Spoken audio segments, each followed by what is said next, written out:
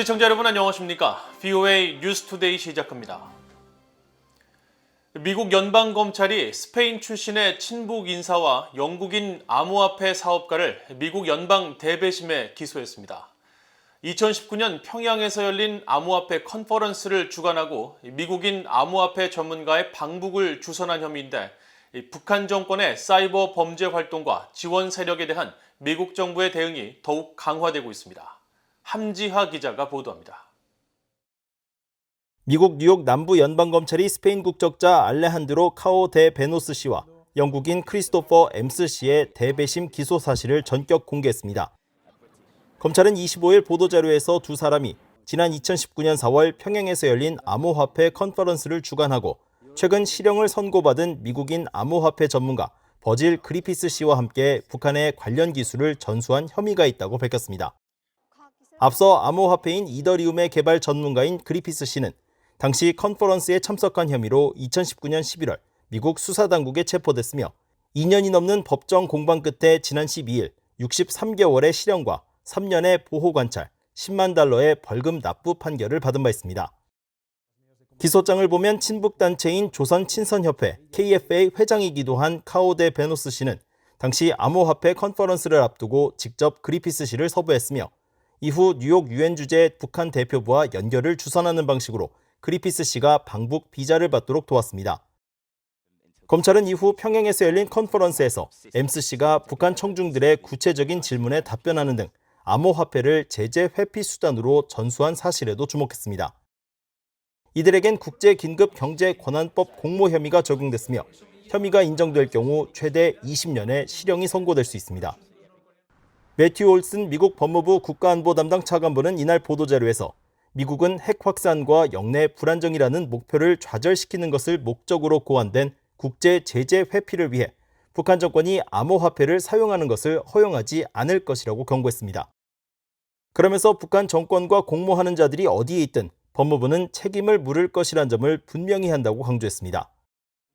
미국 정부는 최근 북한 해킹 조직 라자루스의 이더리움 계좌를 추가 제재하는 등 북한 지도부의 사이버 범죄에 대한 대응을 강화하고 있습니다. The United States continues to work closely with like-minded countries to focus attention on as well as condemn any disruptive, destructive, or otherwise destabilizing behavior in cyberspace. We know that it is vital for governments as well as network defenders and the public to stay vigilant and also work together to mitigate any cyber threat that's posed by the DPRK. 한편 검찰은 카오 데 베노스 씨와 엠스 씨의 행방이 알려지지 않았다고 밝혀 실제 이들이 언제 법정에 모습을 드러낼지는 미지수입니다. 이들이 만약 자국에서 체포될 경우 심정이 미국으로 인도될지 여부도 주목되는 부분입니다. 현재 스페인과 영국은 각각 미국과 범죄인 인도 조약을 맺고 있습니다. VOA 뉴스 함지아입니다. 유럽연합 EU가 25일 북한 정권의 사이버 위협에 대해 깊은 우려를 표명했습니다. EU 대변인은 미국 정부가 북한 사이버주의보를 발령하고 제재를 부과한 데 대한 VOA의 논평 요청에 북한의 사이버 위협 행위자들이 세계의 여러 기관을 공격하고 있다는 UN 전문가 패널 보고서와 북한과 연관 있는 라자루스 그룹과 APT-382 6억 2천만 달러 상당의 이더리움 탈취에 책임이 있다는 미국 연방수사국 FBI의 보고서를 중대한 우려 속에 주목한다고 밝혔습니다. 이어 유럽연합은 불법 무기 프로그램을 지원할 수 있는 자금과 물자, 지식의 북한 유입을 촉진하는 허점을 차단하기 위해 전념하고 있다고 강조했습니다. 스웨덴 외교부는 이날 VOA에 스웨덴은 북한과 다른 국가들이 범죄 목적으로 사이버 공간을 이용하는 것에 대해 우려한다며 스웨덴은 유엔에서 이에 대응한 국제 규범을 개발하는 것을 지원하고 사이버 범죄 퇴치에 관한 국제 협력 증진을 모색하고 있다고 밝혔습니다. 최근 미국 정부는 북한의 사이버 위협에 대응해 이딴 제재와 부처 합동 사이버 주의보를 발령했습니다. 미국 정부 산하 독립기구인 국제종교자유위원회가 끔찍한 종교 탄압을 이유로 북한을 다시 종교자유 특별 우려국으로 재지정할 것을 국무부에 권고했습니다. 바이든 행정부에는 북한의 종교자유와 인권 상황의 구체적 진전을 대가로 특정 제재를 해제하는 방안을 검토하고 장기간 공석 중인 북한 인권 특사의 임명을 권고했습니다. 이조은 기자가 보도합니다. 국제종교자유위원회가 25일 발표한 2022 연례보고서에서 북한을 종교자유 특별우려국으로 다시 지정할 것을 국무부에 권고했습니다. Based on 2021 conditions, we recommend 15 of these countries for CPC status, including the 10 that the State Department designated as CPCs in December of 2021, Burma, China, Eritrea, Iran, North Korea, Pakistan, Russia, Saudi Arabia, Tajikistan, and Turkmenistan. 미국 정부는 지난 1998년 제정된 국제종교자유법에 따라 종교자유를 조직적으로 탄압하거나 위반하는 국가들을 특별우려국으로 지정하고 있으며 국제종교자유위원회는 지난 2001년부터 북한을 특별우려국으로 지정하도록 국무부에 권고해왔습니다.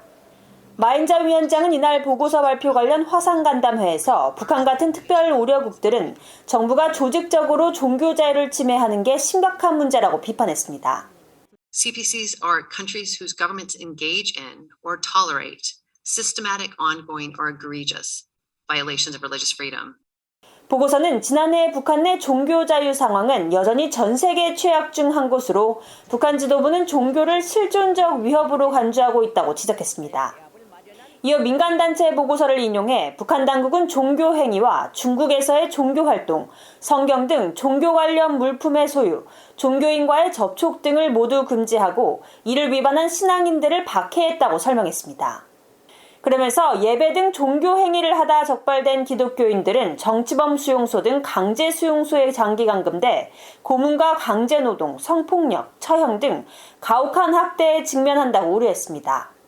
보고서는 북한 정권의 이런 종교 박해를 막기 위해 미국 정부가 보다 광범위한 대북 정책과 미북 협상에서 안보와 인권을 함께 다루고 종교와 인권 증진을 위한 다자간 노력을 위해 장기간 공석 중인 북한 인권 특사를 임명할 것을 권고했습니다.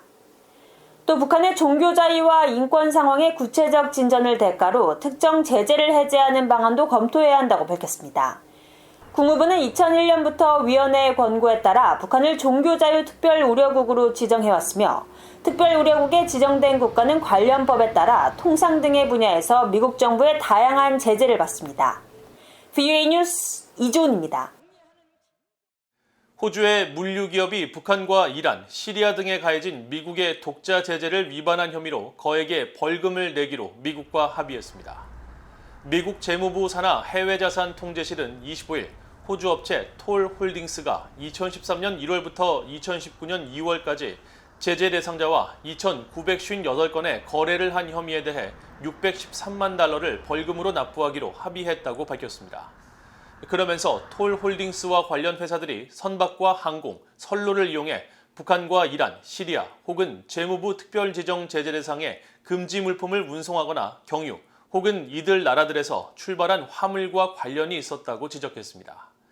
특히 이 업체가 제재 대상들과 거래한 금액은 대략 4,840만 달러로 최소 4개의 미국 금융기관 혹은 이들의 해외 지점이 이용됐다고 미국 재무부는 지적했습니다.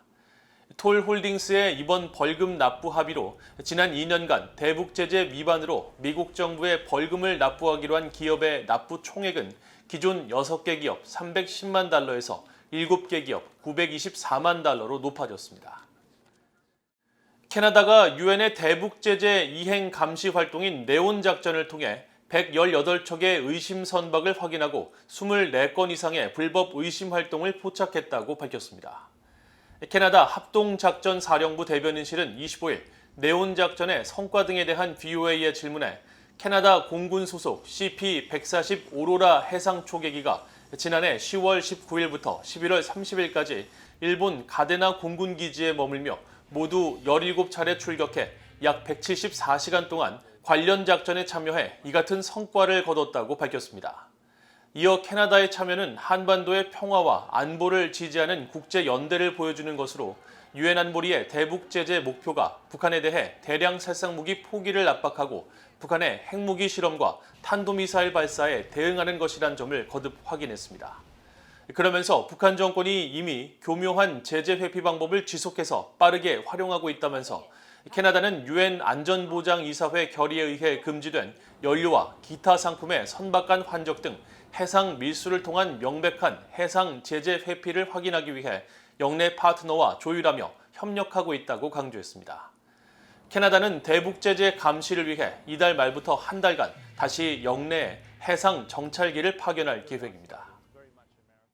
이상으로 VOA 뉴스투데이를 모두 마칩니다. 시청해주신 여러분 고맙습니다.